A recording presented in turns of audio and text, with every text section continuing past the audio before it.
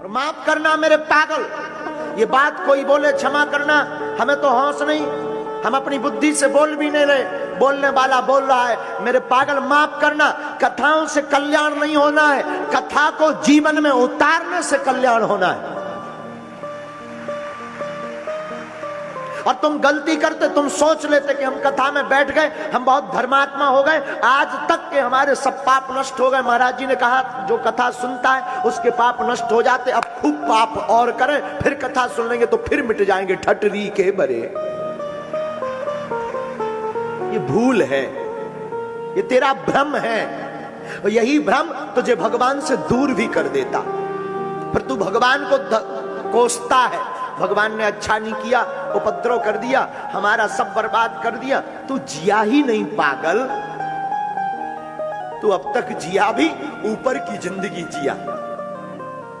तू कथा में भी जाता है तो दूसरों को देखने के लिए, कौन आया है, कौन क्या कह रहा। तू कथा में भी जाता अपनी महिमा बनाने के, तुझे कथा में भी सम्मान चाहिए। माफ करना, कथा में सम्मान नहीं, कथा में हनुमान चाहिए, ये बात लेकर आ।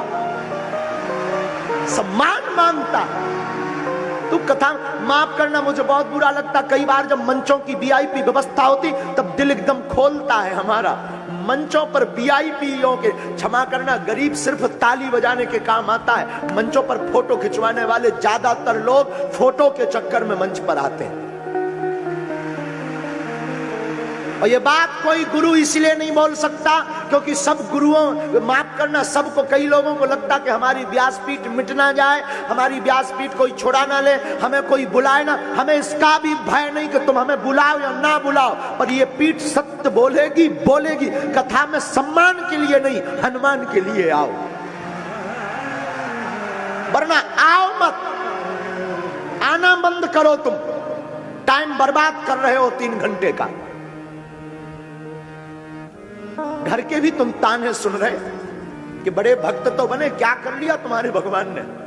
दरअसल तुम भक्त बने ही नहीं, दरअसल तुमने कथा सुनी ही नहीं, तुमने तो कथा को एंजॉय किया। और ये लाइफ एंजॉय विथ नहीं है, कथा एंजॉय की नहीं होती, कथा तो जीवन जीने की कला। डूबो इसमें, गहरे में उतरो।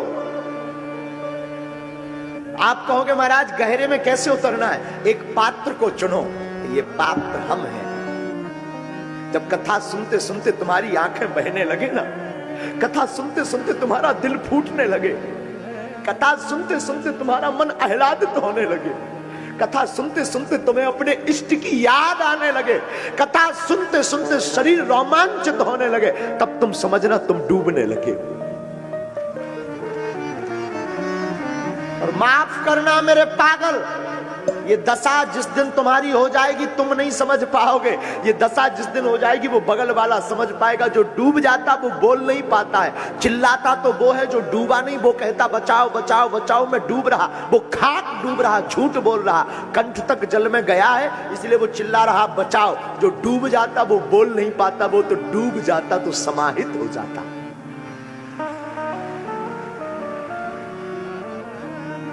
वो स्वामी जी कहते स्वांता सुखाए। दुनिया क्या कहेंगे लोग, ये छोड़ो साहब, दुनिया क्या कहेंगे। दुनिया सगे बाप की नहीं हुई, ये दुनिया तो बोलती है। तुम भक्त बनोगे तो दुनिया बोलेगी बड़ी पुजारन बनी, बड़ा पुजारी बना, बड़ा महात्मा बना, बड़ा धर्मात्मा बना। हम देखते तेरा भगवान क्या करेगा। और नहीं करोगे तो दुनिया बोलेगी बड़ा नास्तिक है, भगवान विरोधी है, सनातन विरोधी है, भगवान विरोधी है। तुझे सुनना दोनों तरफ से। और याद रखना ये दुनिया वाले जब तक तुम मरघट पर नहीं पहुंच गए तब तक ये दुनिया बोलेगी।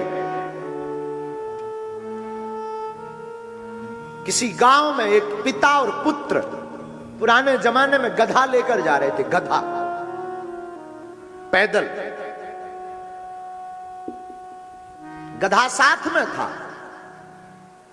एक गांव से गुजरे तो गांव के लोगों ने कहा बताओ ये कितने मूर्ख हैं, दोनों साथ में गधा लिए हैं और पैदल जा रहे। फिर क्या, पिता ने पुत्र से कहा, बेटा लोग अपन को मूर्ख कह रहे हैं, हमें गधा पर बैठना चाहिए। दोनों गधा पर बैठकर चल दिए। थोड़ा दूर चले तो फिर कुछ लोग मिले, और लोग मिले तो फिर लोगों ने कहना शुरू किया, बताओ दीनता का तो जमाना नहीं रहा, कैसा समय आ गया, बेचारा कमजोर गधा दो दो बैठे।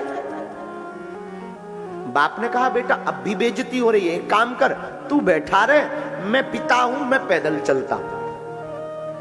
आगे निकले तो कुछ युवान खड़े थे, जवान बच्चे, वो आपस में चर्चा करने लगे, घोर कलयुग आ गया, बाप बूढ़ा है, उसको पैदल चला रहा, सांड जैसा बेटा गधे पे बैठा है। बेटा ने कहा, पिताजी तुमने तो हमारी बेइज्जती करवा दी, क्या करूं बेटा?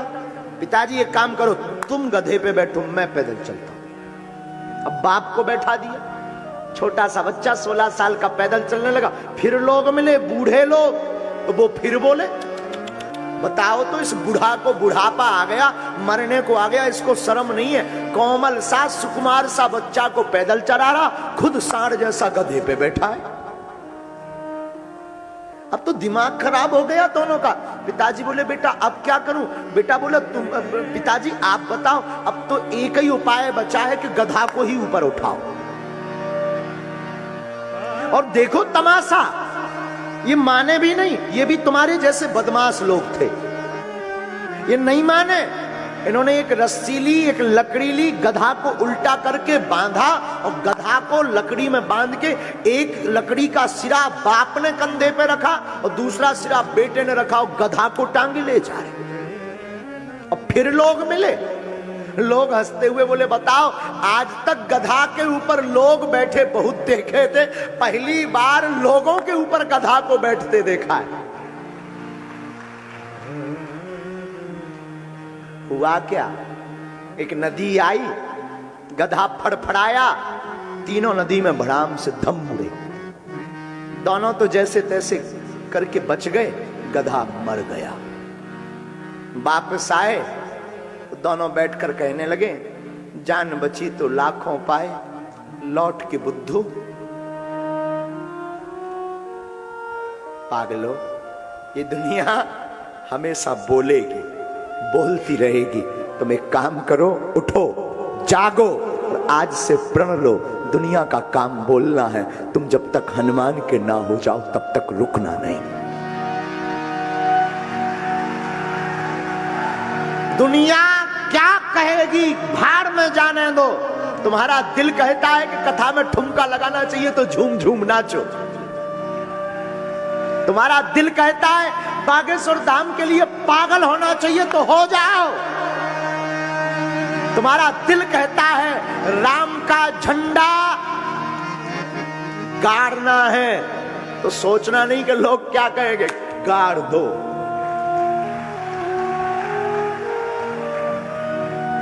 दुनिया को छोड़ो साहब, दुनिया बोलेगी तुम नहीं कथा में आओगे तो तुम्हें नास्तिक बोलेगी, तुम आओगे तो तुम्हें पुजारी पुजारन बोलेगी। इनके चक्कर में मत पड़ो, चक्कर में पड़ना है तो रामचरितमानस के चक्कर में पड़ो।